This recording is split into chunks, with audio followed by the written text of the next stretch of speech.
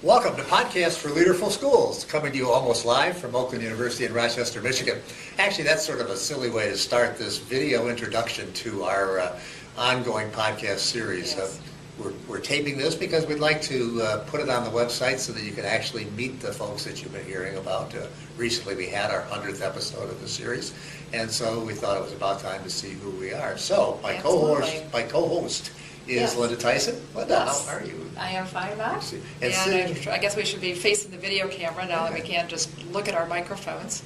But welcome, and we'd like to tell you a little bit about our series, seeing as though we've had over 100 guests, probably 105 or so to date. And this will be posted, as we said, on our website, and we encourage folks to take a look at that series. None of this would happen without our wonderful producer, Mary Belz, and Mary is sitting between Linda and me, and Mary's the person responsible for making a lot of the arrangements ahead of time and for getting these podcasts uploaded or downloaded or whatever you do, and maintaining the ongoing record. So Mary, thank you. Well, you're welcome. It's been a pleasure, and it's been an ongoing thing. I can't believe we're finishing up 4 seasons. Yeah. So how did this get started? Well, how did we get into this business? I think really we have to give credit to Dr. Pamela Moorhead, who really launched us, who unfortunately passed away from cancer. And that's why I came in to replace Pam. But you've been a part of this, Bob, since the beginning, the genesis. Well, Mary and I have. Yeah, Mary. Yeah, it was Pam Moorhead came to me one day of my first year here at Oakland University and said, you know, we ought to do podcasts. And I said, what the hell are podcasts? And she had just been to podcasting camp, and lo and behold, we were up and running, and we just started calling people. Sometimes we had people here on campus, sometimes we had people, local superintendents and principals and teachers, and sometimes we got people on the phone and talk a little bit about that. So after Pam's untimely death, Linda, who had been fascinated by the process anyway, agreed to assume the co-host role, and you've been doing it for what, 2.5 years? 2.5 years, absolutely. So, we said we have 105 or so episodes. Linda and Mary, what have been some of the highlights for you? What are some of the things that stand out?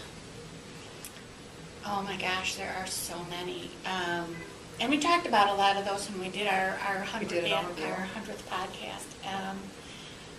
There are some that just always stick in my mind, like Adam Urbanski. You know, I'm a member of his fan club.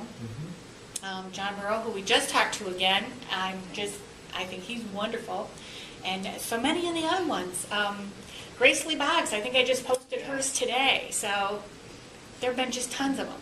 I think it's been fascinating how all of our series have sort of broken out into about 7 or 8 sort of distinctive groups of people. We've had authors, we've had principals, superintendents, but a lot of it is focused around school reform, both for teachers and certainly for school leaders. And hopefully, and I understand we're getting a bit of a listenership from a number of people who use these podcasts. We hope that. I think that, and that school reform agenda has included folks who are pretty traditional, who are saying we can make it work through the system if we just work hard enough. And it's not no child left behind is such a bad thing. It's just we haven't done it well. And then other people, like Gary Doyle, one of our former colleagues, or just a number of other folks, are just convinced the system is so badly broken that the government just has to butt out and let schools get on with their business. Yes, we seem to have a recurring theme. Yeah. What I like about John Murrow, and several others, is that he still has faith in the system, but thinks we're just terribly misguided, particularly as it relates to testing and filling in bubbles. He's still extremely optimistic that we will get it right. Yeah.